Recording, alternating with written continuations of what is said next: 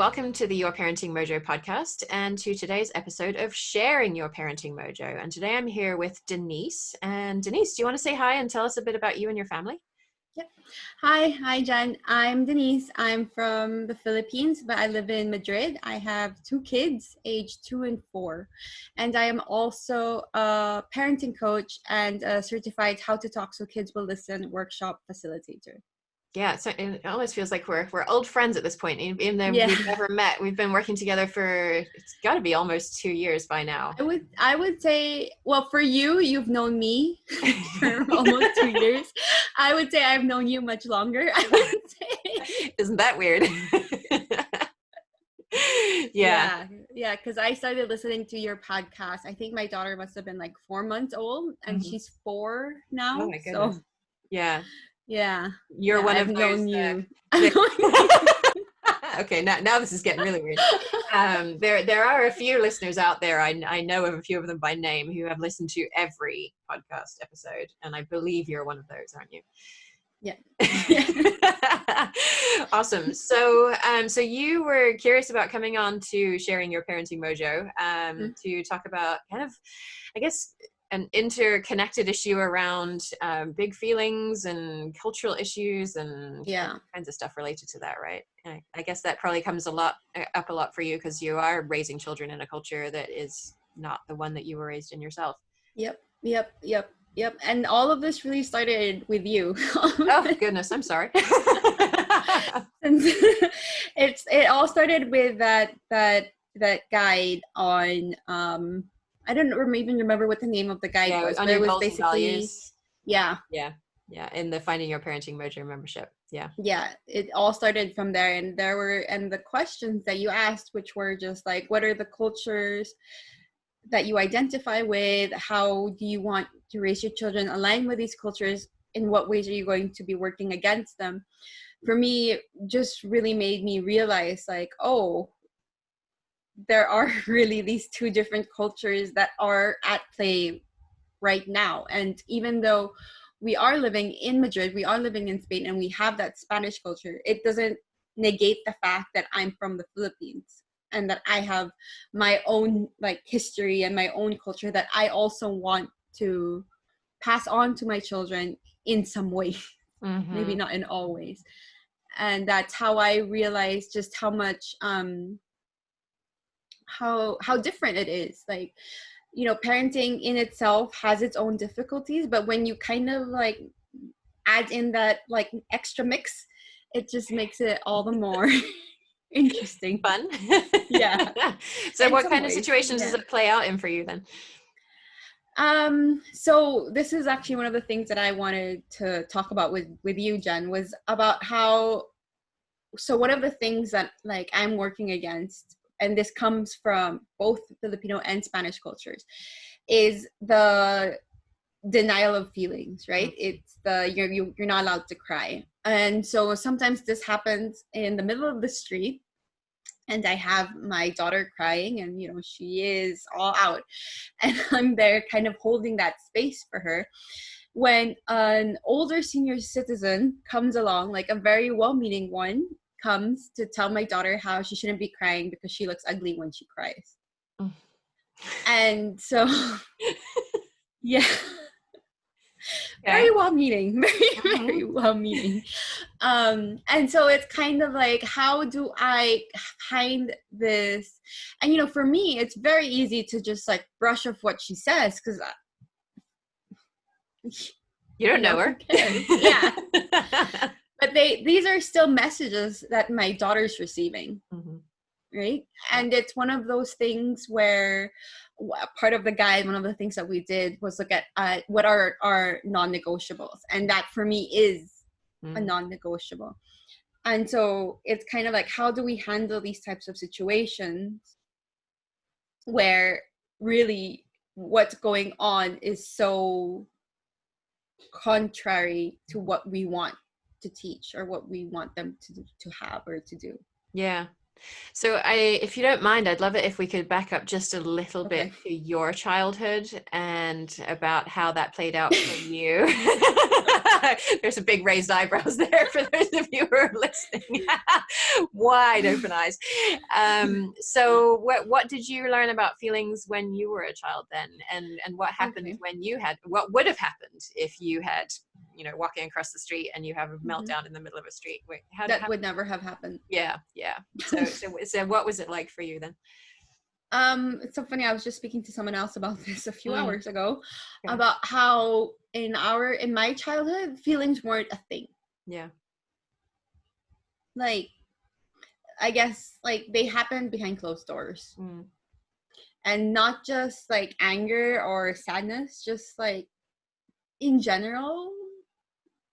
I don't remember feelings being a topic of conversation or something that we actually saw in each other. yeah. Except for, I have 3 sisters, so of course there was that anger and the jealousy, but it wasn't something that we talked about. Yeah. Yeah. And when you said it happened behind closed doors, I just got a flashback actually. Because you've listened to all my episodes, I know that my mom died when I was about 10. And I remember walking down our hallway upstairs one day and going past my parents' room, and my dad was sitting on the bed. He was looking at my mom's jewelry box and he was crying. And I kept walking because I knew he wouldn't want me to see him crying. Or Yeah. even if I didn't know, like I felt my my impression was, we don't talk about this. It's not okay for him to know that I've seen him crying, and for me to go to him and could we ever have a conversation about something that's obviously touching us both so profoundly? No, I as a 10 or 11-year-old, no, I do not know how to initiate that conversation. And I don't know if he saw me, but he never came to me and said anything to me about it. And so I think this is common in so many cultures around the world, isn't it? That we're just, it's not that the feeling isn't there, because it is. Mm-hmm. It's just that we were not allowed to express it. And so, okay, let's move one step forward then. How has that played out in your life? The things that you saw happening in your childhood and that you were not allowed to express, how is that brought forward into your life as an adult? By myself, like without my kids. Well, how has it impacted your relationships, I guess, is isn't it? I didn't expect this, Jen. I didn't. No, it's fine. It's fine. It's just, I don't know. Talking about children, right? Yeah. It's like, wait a minute. Wait. It's fine. I just need a few seconds to think about what the answer is.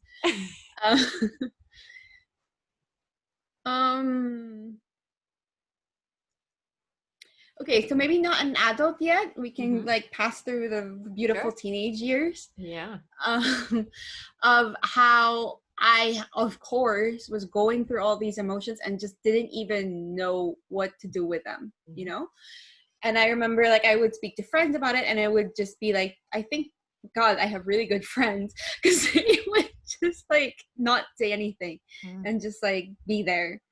And so moving on to adulthood, how would that look like? It would just be, adulthood was fine. It was like, no problems. I don't have to talk about my feelings. It's not something that I do. And then it's more just like the kids come and you're like, oh, wait, I have feelings. All these very strong feelings. All these Yeah.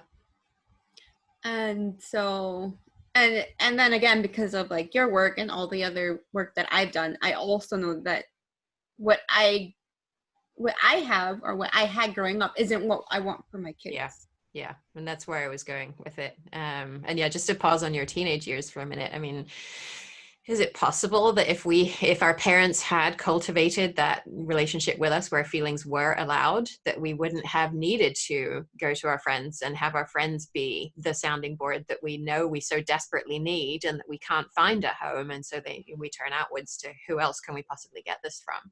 Yeah. I think I see in the child development research, there's really no examination of that issue. It's more of children turn to their peers in their teens. Nobody asked well, why do children turn to their peers in their teens?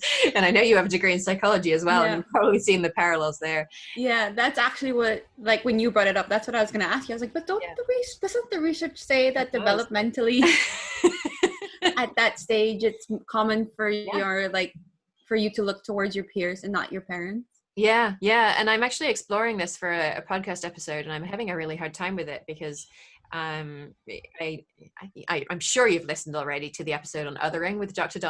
John Powell. And so he mentioned a little nugget in there about the failure of the launching model, which is where we prepare our children to launch themselves off into college, into careers, into success, into everything else. And so he had sort of seeded this idea that maybe launching is not actually that useful, that in young adulthood, young adults are still very much exploring who they are. What is their role in the world, and they need help with that. And the idea that, okay, we're done, you're off on your own now, go figure it out with a bunch of people your own age, might not actually be super helpful to them. And the reason I'm having a hard time is because in the literature there must be nothing. Well, firstly there's nothing on that, and secondly, the phrase failure to launch means that your child has not launched themselves, because the only model is the launch. And so if it's not a failure of the model, it's a failure of your child to live within the model. And so yes, this idea is very much swirling. And it reminds me a lot of how you always, I'm a big fan, how you always mention how most of the studies are like focused on the weird countries, culture, whatever the word is. Yes, and if you haven't listened to every episode, that's Western, educated, industrialized, rich, democratic cultures. Abbreviated to, or acronym is weird. And how those cultures are particularly focused on independence. Yes. Well, if you look at maybe especially more Asian cultures, their focus is really more of, it's more just like interdependence. Exactly. I would say. Yeah. And so. Yeah, and is failure to launch even a thing? And is there any research on it in English that I can find? We'll see, but not so far yet. So, okay, so that kind of brings us to adulthood and to the fact that parenting brings up all these big feelings in us, and we're seeing in our children, we want to do things differently, and yet we have all these strong cultural messages around us about what is the right way for a child to behave. And so I think there's a few layers to this. Your original question was about what to do with people that you don't know. And then of course there's another layer about what to do with people you do know. With people you don't know, if it was just some random person walking down the street, what would you say right now? What would it be? I don't mind them. I don't mind. Do you not pay any attention? Do you acknowledge that you've heard, or? It depends on my mood, honestly. Okay. Sometimes I just say like, thank you. Yeah. Because I know that, again, they're very like well-intentioned for it. Other times then and this is like after working with you, then I kind of like speak to my daughter about it afterwards when she's calmed down, to kind of say like, oh, what do you think of that? And so I think I do kind of know what to do. It's just, the question is more, if it was like a one-time thing, it's fine. It's just, if it's something quite consistent, that's when it's just culture. And culture is made up of people's expectations and actions, and so I think you're already on the right track. Just a sort of as gracious as you can muster thank you, maybe even a thank you, I've got this, if it seems as though more advice is being offered. And then after the fact, absolutely a conversation with your daughter about what happened. And I would be super explicit about what you believe about feelings. And how feelings are expressed in your family. And of course, because you've been doing this work for so long, you should be able to point to times when she, maybe in your own apartment, she has been able to express her feelings, and this is how we welcome your feelings. These are the kinds of things that you can know welcome your feelings. Is there anything else that I could be doing that I'm not doing right now to help you feel as though when you have to express something that you have a safe space to do that in? And then have that lead into a conversation about what other people believe about feelings. And we're here in the States. Yes, disapproving looks are pretty uncommon. I would say it would be pretty rare for another adult to say a comment like that. So we don't have that as much to deal with on that issue. Yeah. But of course, we're having explicit discussions with our child about race, and what that means and how that intersects with all the different ways that she plays. And so I would talk with your child about what other people believe about feelings, and how people in some cultures believe that you shouldn't express your feelings, and that it's better to not do that, and that we believe something different. And so it's possible that we're going to encounter people. We're going to be out in the street, we'll see a person, and this is what you will hear me say when that happens. Like today, when it happened, I said thank you to that person. That doesn't mean that I believe that what they said is right. It means that I believe we should be polite to people that we don't know, and especially people who are older than us. And so that's why I said thank you. But that doesn't mean that I believe that what that person said is right, because I believe that my relationship with you is the most important thing. And include other family members as appropriate, and that you have the right to express the feelings you want to express, and that I will help you to find a place for those, and I will support you through those. And I think children become so adept at navigating different worlds, and what rules are okay, what things are okay to do at grandma's house, what things are not okay to do at grandma's house, but they are okay at our house. So they can navigate these different things. And so I think that approach really kind of helps them to know where you stand on it super explicitly, and that this is welcome in your family, and that when we're out, it's possible they're going to get other messages, and this is how you relate to them. So how do you think that would play out if you had that kind of conversation? I think it's kind of like I did the first step of having that conversation of like, okay, in our family, this is what we do. And I missed the second step, which is kind of like explaining how this might be what happens in our family, but it's not necessarily what happens outside. And I guess I like it because it's also kind of preparing them and letting them know like things might be different, and it's okay for them to be different, but still this is what we do in our family. And it's going to come up again and again. In schools, in playgrounds, in everywhere they interact with other people, it's going to come up again and again. And so you could even prepare them with something to say, like if a teacher at school says, "Stop crying, you look ugly when you cry," maybe there's I hope none of her teachers say that. Hopefully they wouldn't, but you never know. Maybe they're in the playground and some random person is passing by. You never know. But just what is something that's not super snarky, but that also acknowledges their right to express their emotions. It's as long as hopefully nobody's being hit, and obviously that needs a different kind of support. But if it's an expression of emotions, I hear an expression of emotions going on in the background. I'm gonna go get him. Okay.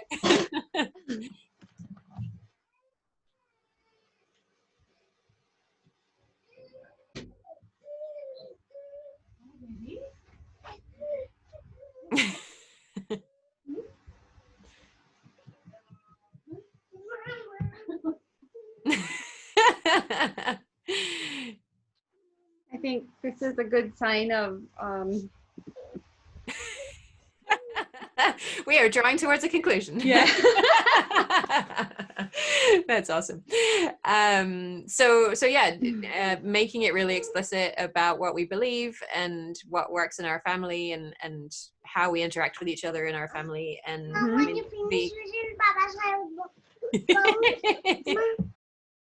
The extra step for how we apply that out in the world is so important, and so many issues related to patriarchy, related to race and things like that. So as we wrap up, I wonder if we could tell listeners where they can find out more information about you and your work, and if you're watching this on YouTube. Denise is getting climbed all over. This is pretty funny.